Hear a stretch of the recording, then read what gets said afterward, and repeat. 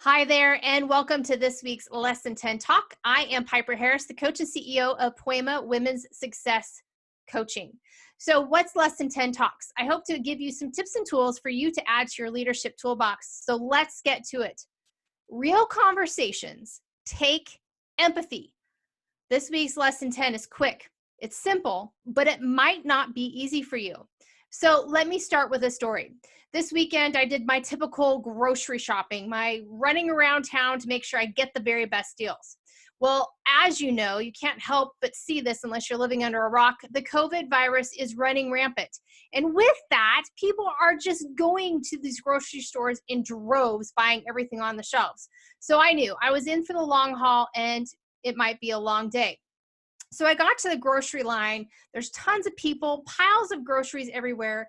And in the line, there was a high school boy that was the bagger, there was the checker, and there was a woman in front of me.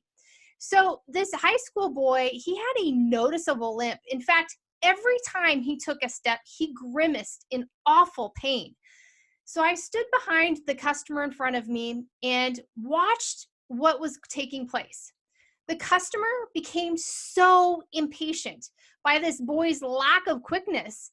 And the checker, she just exasperatedly huffed and puffed and rolled her eyes in unison, looking at the customer together. So it was terrible to see this taking place. And sure, it's an insane day. Yes, COVID is causing and wreaking havoc and some stress. But this situation could have been different if just a little bit of empathy and a little bit of conversation had begun. This kid, this bagger, he was not stupid. And he saw all of it happening. And guess what he did? He slowed down even more. I watched his shoulder sag. I watched his jaw tighten, almost like he was biting back anger. In this situation, or maybe a situation that you were faced with today, or a situation like this in the coming week, you're going to be in a position where you have the choice to have a real, authentic conversation rooted in empathy, or you can be the individual that I'm standing back and watching and saying, I can't believe this person can't see what's taking place, and they would treat human beings in this way. Listen, empathy is simple, but it's not easy. And sometimes you have to practice it. You've got to become self-aware. So here's some quick tips for you. Number one, I'm sorry. That's it. I'm sorry you're in pain. I'm sorry you have so much going on. I'm sorry you're behind. Easy. Everyone wants to feel seen. Establish empathy right off the bat. What does it cost you? Just simple words of I'm sorry. Number two, ask yourself in that moment when you're feeling irritated and you're judging the person in front of you, what are you feeling? I'm telling you, that customer in front of me was so impatient. And had she taken just a moment to start with empathy and then ask herself, what am I feeling right now at this moment? It may have given her a little bit of perspective and lessened her anxiety. What was she feeling? Was she feeling rushed? Was she feeling worried? Maybe somebody at home was sick and they needed the supplies. If she was feeling rushed, is it because of her? I mean, come on. What are you feeling? Put yourself in someone else's shoes. Number three, what are you hearing? Actions speak loudly as well. Listen, the checker, his limp and his grimace, come on. Those were speaking so loudly. Anybody could hear it.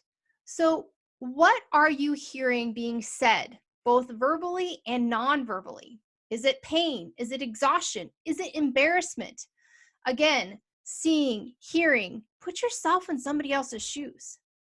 And number four, in having a great conversation with a foundation in empathy, is offer your support.